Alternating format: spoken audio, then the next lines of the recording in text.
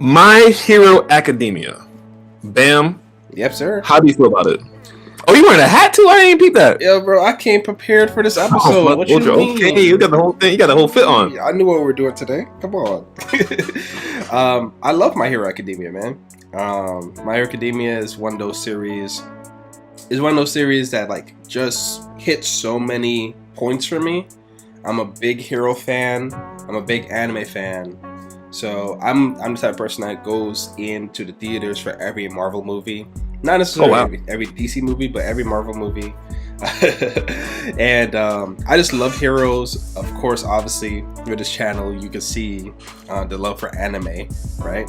So My Hero is just a perfect combination, in my opinion, for both heroism and anime, and they do it so well. Like, Horikoshi is a top tier creator, man. Top tier creator. Oh, wow. We're on the 6th season? Is it the 6th season wrapping up right now? Or is it... Yeah, I think that was the last episode we had. But at least I think by the time this episode comes out, we would have finished season 6. But yeah, season 6. I think it just wrapped up.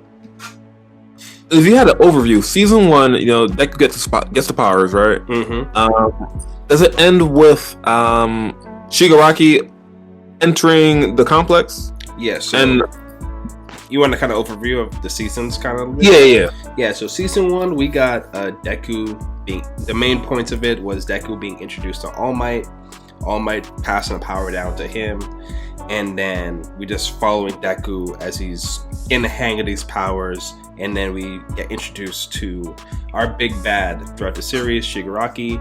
But how Shigaraki was introduced in season 1, he didn't feel like a big bad. And I think one of the things that, as we talk through each season, what I love is there's an emphasis on the hero class, there's an emphasis on Deku, obviously, but there's a slowly in the background in the background there seems to be like this growing hum of the threat of Shigaraki. But in season 1, this guy looks like just like a side character of the week kind of villain. You know what I mean? His outfit is trash. His ability at the time wasn't anything too crazy. It's like, oh, you disintegrate things you touch. That sounds OP. But if you remember how he touched Eraserhead, it was like going slow. Eraserhead was still able to keep his arm and stuff. So he didn't seem that crazy of a threat, right? Then we get into season 2 and season 3, where Shigaraki starts getting more tactical. I mean, he starts getting more intelligent. He starts asking more questions in terms of, what do I need to do? Like, he's still immature in terms of his mindset about, I hate the world just because I hate the world and I want to burn it down. Very Saturday mornings kind of villain. You know what I mean? But season 2, season 3 starts becoming more tactical, and then good question. Season 2, that's when All Might fights One for All. I think that's if I'm remembering correctly. I think that's the end of season 2.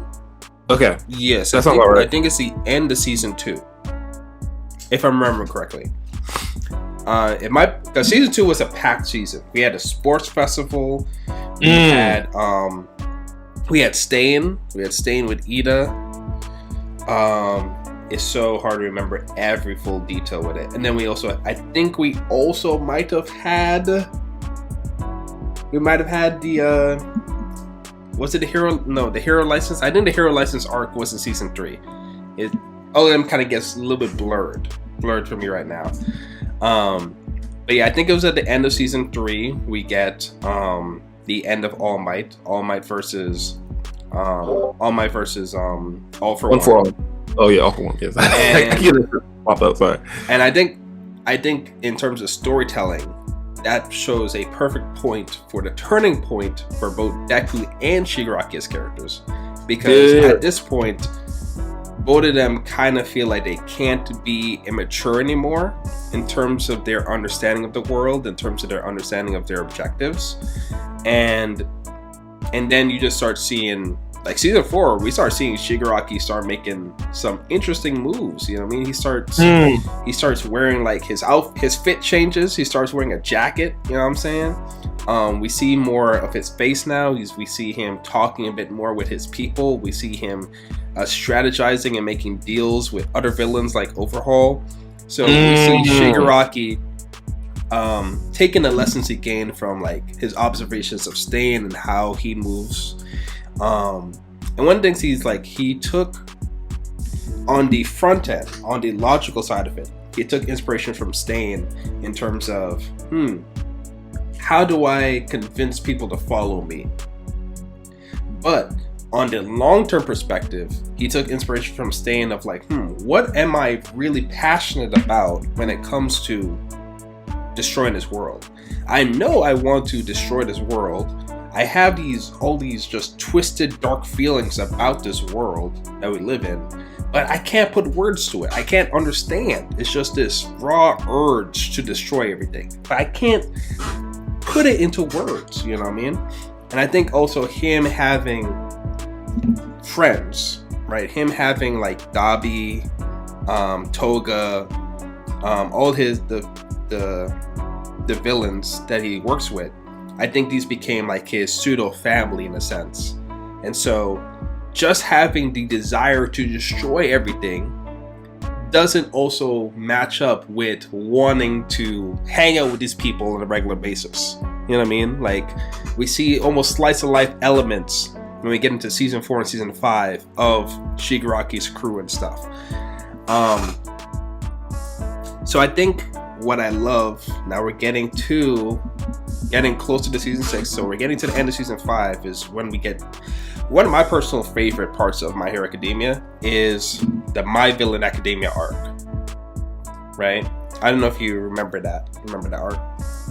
Is that when we're seeing like their backgrounds, all the characters? Yeah, so this is the front end. This is Shigaraki trying to prove to the doctor, hey, I am the next All For One. Support me. And he's like, okay, in order for me to believe that you're the next All For One, you're going to have to tame Gigantomachia. Yeah. So then we have that whole arc, and then him versus the Liberation Army, and we get the backstory on, like you said, the backstory on all the villain characters a bit, and then we get a deeper dive into like what makes Shigaraki tick. And then as we learn more about what makes Shigaraki tick, now he starts becoming more of a threat. So season 2 to 3 starts getting more tactical. Season 4, he starts understanding a bit more of what it really means to be against this world. And in season 5, he starts putting all of that reasoning and thought together to understand the turmoil inside of himself. And once he starts to understand it, his power begins to evolve. And also to prove himself amongst other villains. Like, he's not just some brat. Exactly. So, yeah, end of season 5, Shigaraki becomes a absolute threat. I think he's reached that point of mental maturity and commitment towards his goals and his desires. There's, obviously, we are manga readers, so there's maybe 1 or 2 more story beats that still needs to be explored in the anime for Shigaraki's character. But overall, we've gotten the pretty much good gist of it. And then we get into season 6, and Shigaraki just becomes a full-fledged character. I know this is a big Shigaraki out here. Big Shigaraki energy, man. He's on his, honestly, when I look at Shigaraki, especially in season 6, when his introduction, waking up, him with the cape and everything, and interacting with Endeavor, I'm getting final season Eren Yeager energy.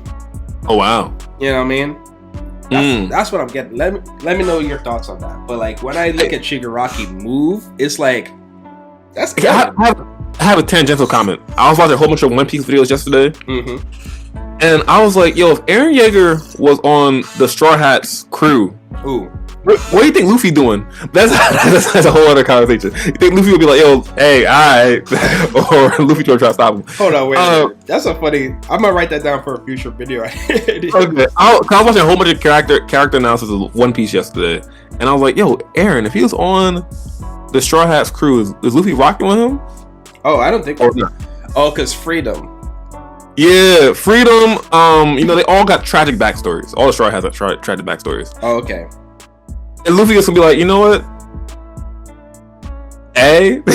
But that's a whole other comment. I'm sorry, you No. I think that's actually a discussion that's actually worth having, because I'm just interested in where it could go. Yeah. So yeah, I wrote it down. We could talk about that later. Let us know in the comment section down below if you would like us to explore that idea. What if Aaron was on the Straw Hat crew? But back to today's episode. Yeah. Shigaraki. When I was watching, I remember like the top moments to each season, like the overhaul fight. That was beautiful. The eye animation when he's looking up before he get punched. Beautiful animation. Yep.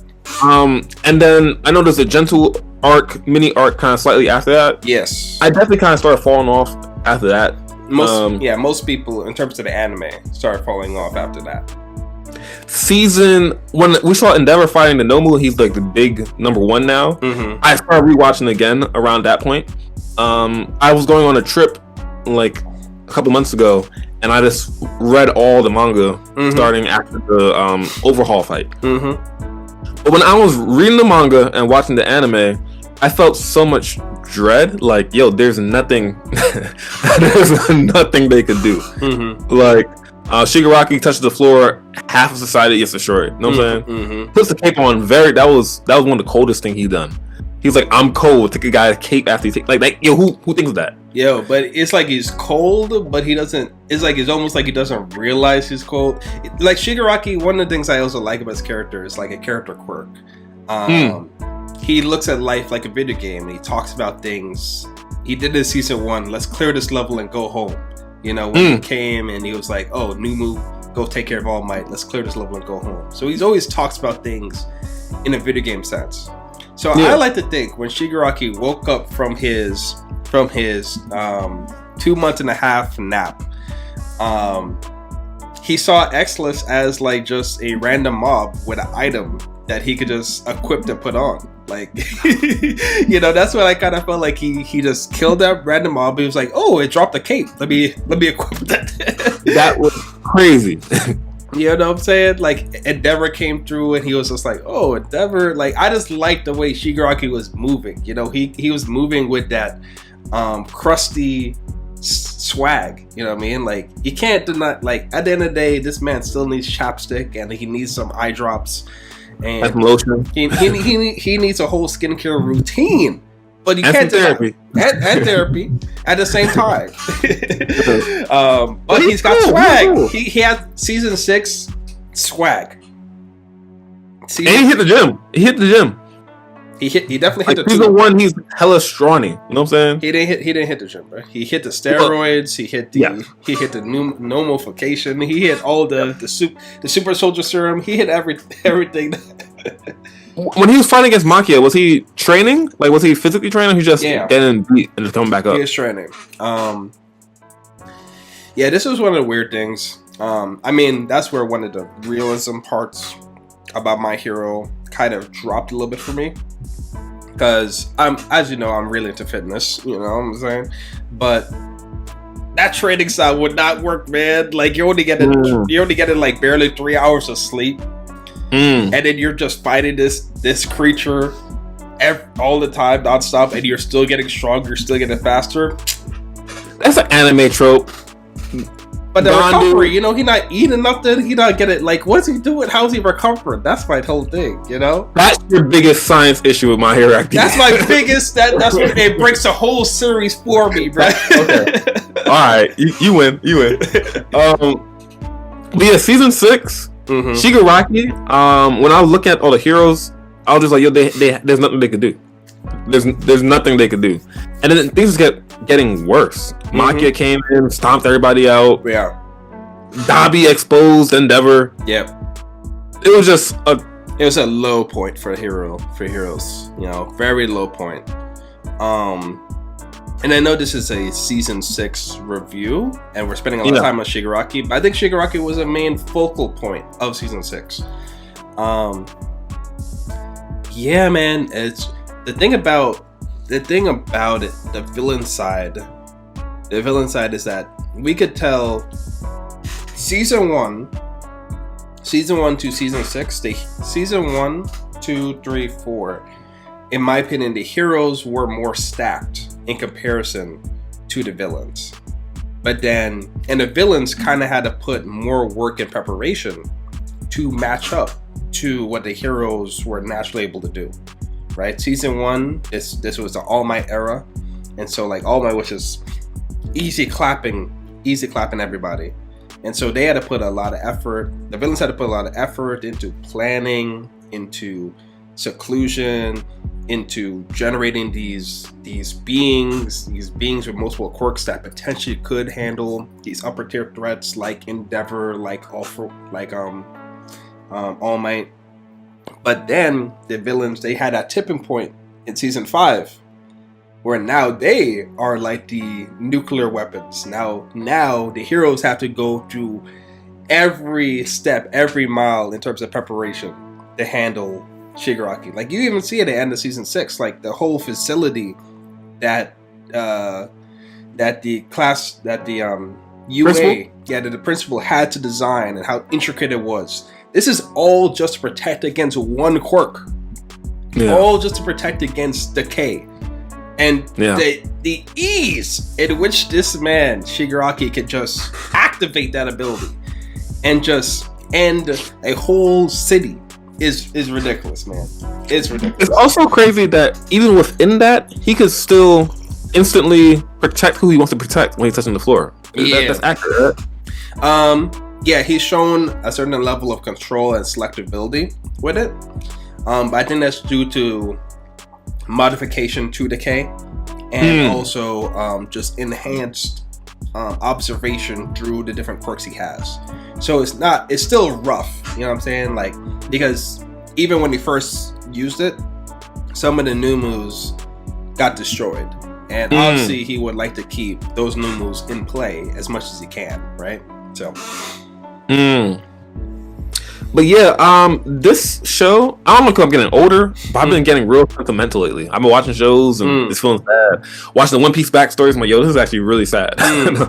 I was watching Endeavor break down and cry. Well, when Dabi exposed Endeavor and Endeavor crying in the hospital, Endeavor crying in front of Maki, I was like, yo, I shouldn't feel bad for this guy. I feel bad for this guy. You know what I'm saying? Yeah, I feel like it kind of plays to human nature in a little bit, where it's like it's like no one is black and white. You know what I mean? Yeah. It's like we're all in some form shades of gray. Some of our gray is lighter than other people's gray, but we're all in shades of gray, and we can all understand that. So I think it's like when a person's in the middle of their villainous trash they're doing, like when we go to the flashbacks of Endeavor basically being an abuser to his family, yeah, of course, freak this guy out of here, get him out of here, man, trash. But now that we see him on the repentance, now we see him shedding tears and sorrowful for what he did, it's like he's not in that zone right now. It's like, so you could feel, I personally feel like you can feel bad for it. I think that's the mature decision. You're like feeling bad for a person, because it's like we're all prone to good and bad decisions, and sometimes we get so wrapped up. You know, Endeavor's another character that I think the series does well in showcasing to us, is that it's sometimes you can get, he's a product of obsession. You know, like he became so obsessive with being number one that he went down these different rabbit holes of thinking that didn't all completely make sense. But he was so obsessed, sometimes we can kind of convince ourselves that a certain path is correct, even though it has some pitfalls in it. And he just doubled down aggressively on it. And I don't think he necessarily thought of himself as being like a bad person. You know, I think it was like until the aftermath of things started showing up, and come through that he was like, oh snap, I am a villain. Yeah. You know what I mean? Like he doesn't explicitly say he's a villain, but I think he recognized like, oh yeah, I did some villainous stuff to the people I'm supposed to care about the most, you know? He's a good guy that went villain, and then he's trying to rectify his wrongs now. Yeah. Yeah. So that was emotional to watch, and I'm gonna talk about Vigilante Deku. Okay, yeah, that's a major part of season 6 too. Mm-hmm. When I was reading the manga, I just felt so bad for the kid. Like, I'm like, yo, come on, man, just eat that dinner, yo. Like, come on, yo, get some food in you, man. Get some food in you. Shower if you can. I know it's raining, but come on, man. And when he told his friends like, y'all can't help me, or I don't need you, or you're gonna slow me down, I was like, he don't mean that, y'all. He mean that, but he don't mean that like that. Come on. It's like, yeah, man. It's like you really feel bad for Deku, man. Like, and that's another thing. That's another thing about My Hero in general is I feel like Horikoshi tries his best, the creator of the series. He tries his best to make his characters as grounded as possible. You know what I mean? It's like, what would happen? He was like, he kind of asked himself the question, what would happen if you gave a 15, 16-year-old kid all this power and all this responsibility, and they had a personality of just trying to help people? Like, what would happen if you gave that to a person like that? And I think that was a good demonstration of what would happen. Is like this whole idea of like, yo, All For One created this kind of trash situation. You know, it's like All For One can literally attack me anytime. One of the persons that I guess one of the closest people to me, aka Bakugo, got scared. You know, try to protect me. I don't want to see that happen again. This hero stuff is legit real. Like, my sensei got his leg cut off. He's an amputee now. Like, this hero stuff is real. You know what I mean? Like, it never got half a lung. Like, this hero stuff is real. You know what I mean? His number one hero is no longer. He's no longer him. Number one, like, because I remember in season 1 where All Might powers down to his skinny form, and he shows Deku like the organ damage. You know, he shows him like, hey, this is what heroism looks like, and I'm the most OP person. You know, it's like, I don't think that Deku fully registered what that meant. You know what I mean? Yeah. Even when he started breaking his limbs using the power, it's like there were still like safety wheels, where you had the nurse. Yeah, recovery girl, like just like a video game, magically repairing that stuff. But then as we get more into the series, we see that damage build up. We see characters having scars that keep popping up on them. We see characters having to do workarounds for their abilities and have to like readjust their fighting style, mainly due to like these things. And then we get into season 6 where it all compounds, where we actually see heroes like looking at devastation and disaster, being like, "Man, I didn't sign up for this." You know? I ain't gonna hold you. He said, "You know what? I can work in Amazon. This I don't got to do." He said, "Heroes and pay is good, but not that good." You know. Yeah, listen, that is the most realistic thing I've seen. Mm-hmm. If you were okay, I think I know what your answer would be if this was you. Okay. But how do you feel about Deku trying to save Shigaraki? Will you try to save him, or is it just over for him? I feel like, well, Deku's got more information, right? So if I'm in Deku's position, I've been in that mental world with me and Shigaraki in the one for all for one cycle, that mental space. Yeah. So and based on what Deku's saying is that he recognizes there's something in Shigaraki that's crying out to be saved. He still gotta go, bro.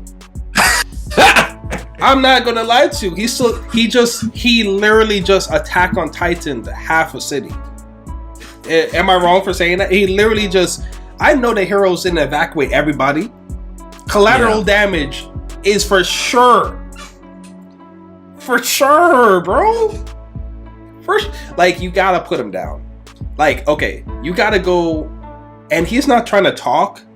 You know what I'm saying? Like, you gotta put him down. If he survives with some life in him and he's not able to move his body, okay, talk no jutsu him then. But even after you talk no jutsu him and he agree and he's like, oh yeah, you're right, I want to repent for my sins. Hey, you still gotta go to Tartarus, my guy. You still gotta do a whole lifetime sentence, my guy. I don't know what to do. Pack him up. Put him in the grave or pack him up. Yeah, I just never understood why they try to keep one for all. Oh, yeah. Or I don't know why they kept him alive for so long. Get the information you can get out of him, then it's over.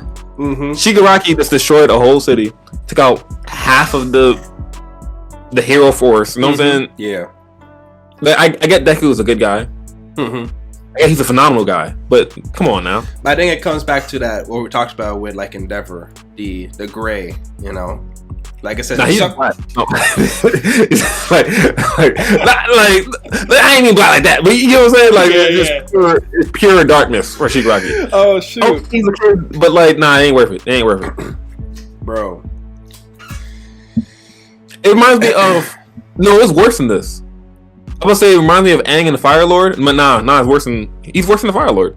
I don't want to say he's worse than the Fire Lord. The Fire Lord is worse, bro. The Fire Lord is worse? Yeah. The Fire Lord is worse than Shigaraki. In terms of his motivations, yeah. I feel like Shigaraki is like honestly, right? I feel like Shigaraki is one conversation away from being like, oh shit, I do end real people's lives.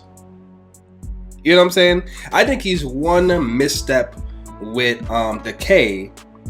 Like, say for example, his Decay accidentally kills an ally, like kills like Toga or something, and he sees it. I think he's one step away of like, oh snap, someone I actually care about and wanted to destroy this world with, I just accidentally destroyed. I think he's one event, one conversation away from that realization that like, oh, I do end people's lives. You know what I'm saying? But I think Ain't that how his power started? He accidentally decayed his whole family. Yeah, and you saw how he was freaking out when he ended up killing his dog, when he killed his sister by accident, when he did that to his mom. Of course, his dad, in his head, his dad had it coming. So he's like, it's a wrap for you, dad. But everyone else, he was like freaking out. He was going through that mental trauma and like it's like, it was crazy. It was a crazy time. So crazy in the fact he had to shut all that down for years, for like almost like 15 years for him. He had to shut that down, in terms of like, I can't remember it, man. I can't do it. I can't bring that to the surface. I'm not ready for it, man. I'm not ready. I do see your logic of him accidentally decaying somebody that he cares about nowadays, and that kind of like slowing him down a little bit. I would say it'll just wake up that part of him that's like the little child part of him, being like, oh snap. I think that part of him that was like freaking out when he killed his dog, when he accidentally killed his sister, when he accidentally killed his mom, I think that part would wake up if he accidentally decayed Toga or Dabi. You know what I mean? Yeah, I'm thinking back to the Fire Lord, and I guess we've never seen him actually care about anybody, like lovingly care about anybody. Yeah, we've seen him care about his children's potential. And what they would do for him and his legacy. Yeah. But if Azula was weak, he wouldn't have cared about Azula. You know what I'm saying? Yeah. And the care he had for Azula was very manipulative type of care. It was very much like, you are my top general that also comes from my... It's very Endeavor-like, you know what I mean? I would say it's very all for one like. Yeah. Azula is Shigaraki. Yes. No, that makes sense. Yeah. That makes sense. I think it makes sense because it parallels where All For One was grooming Shigaraki to be this thing for him. And I think the Fire Lord saw potential in Azula in terms of her low-key sociopathic tendencies and her proficiency at firebending. I was like, I can groom her into a really good tool for what I'm trying to do. You know what I mean? And I think also there's a little bit of that endeavor being like, oh, you're also my child. You're also me passed down. So there's like, of course, when I'm like the overlord of this whole world, of course you're going to be rule the Fire Nation, of course, but not out of love. It's more like because you're an aspect of me. Yeah. Dang. Yeah, interesting. Man. I'm thinking about the similarities between Avatar and My Hero. Mm-hmm. So what? So Zula is Shigaraki, right? Mm-hmm. All for One is the Fire Lord. Who's Iroh? Is Iroh the original One for All? Yeah, Iroh is just an amazing character, man. I guess the closest we get to Iroh in My Hero is Gran Torino? Aang? Grant, honestly, Iroh is like a combination of Gran Torino, All Might, and Aizawa. Like basically all the mentors, taking all the best qualities of them, and just that's Iroh right there. Because Aang is the Aang Deku dilemma about like trying to not take out their main villain. Mm-hmm. Like I see that, you know what I'm saying? But yeah, I guess Zuko, Todoroki. I feel like Todoroki was kind of based off Zuko in a little bit. Horikoshi might say like, oh, I've never heard of Avatar. I don't know about that.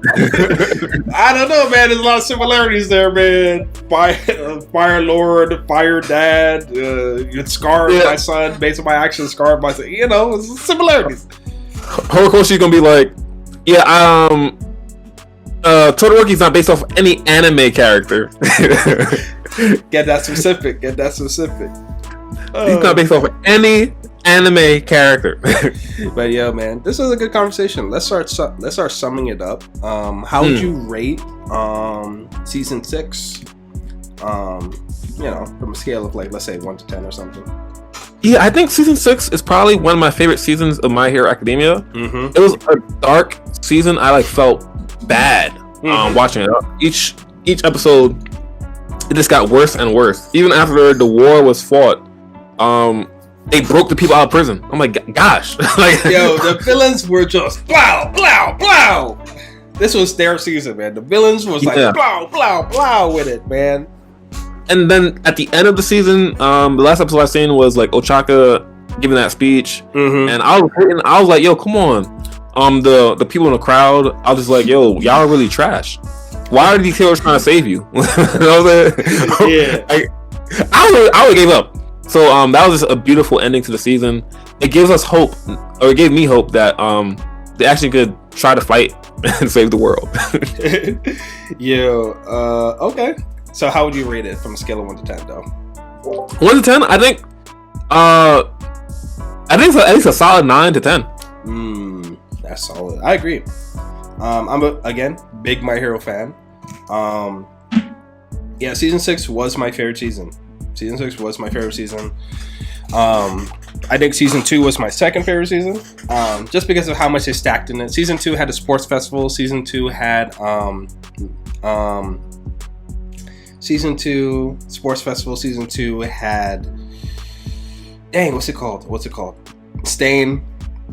Oh, okay. Yeah. So they had those elements in there. Season 3 was stacked as well. We had a Muscular in there. We had, of course, the final battle between All for One and All Might. But season 6, I think, was my favorite. I definitely would give the same score, 9 out of 10.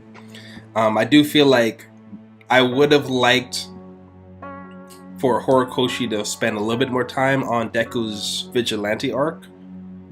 Spend a little bit more time of us being in Deku's head, feeling the depression he's kind of going through, maybe zone in more into the elements of like how other characters are feeling about Deku. Like I would like him to spend like, in terms of anime sense, maybe an episode or two more on exploring just the inner turmoil a character like Deku must be feeling to be in this position. You know? Yeah. You wanted, you know how we're on the farm arc of Villain Saga? Yes. You wanted the, like, 8 episodes of Vigilante Deku just going around? Not 8. I just need, like, maybe an episode or 2 more. But more focus on Deku's mindset. Like, I want, like, having an episode where Deku's just, like, honestly just sitting. Yeah. Like, Deku just sitting, looking over the city, feeling alone, and other characters. You want an episode of like what Thorfinn is going through with that. Yes, like that mental turmoil, and maybe the voices in All For One being like, "Yo, man, I can hear your thoughts, man. It's kind of depressing in here, bro. Like, what's going on?" You know? Can you shower, my guy? Yeah. You know. But overall, season 6 favorite season, 9 out of 10. Shigaraki has spiked up to be one of the best villains that I've ever seen in anime. You know what I mean? Not the best, but definitely one of the best. You know.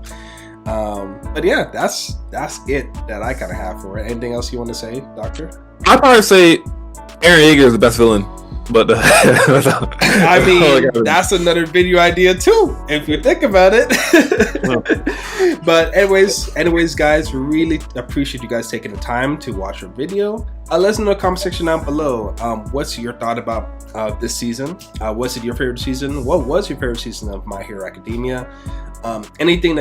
Any points or ideas from season 6 or from My Hero Academia in general you would like me and Dr. Griffs to tackle and talk about in the future? Let us know in the comment section down below. Yeah, we appreciate you guys. Of course, we got all of our individual socials in terms of YouTube presence in the description. So if you want to check out me and Dr. Grips on our own separate platforms, and if you're interested in more conversations just like this, that subscribe button is looking. You might want to dust off that subscribe button and just slap it real quick. You know what I'm saying? Just to get with the program of what we got going on. But anyways, that's Bam and Dr. Griffs signing out. Catch you guys in the next one. Peace. Light Yagami is the best villain.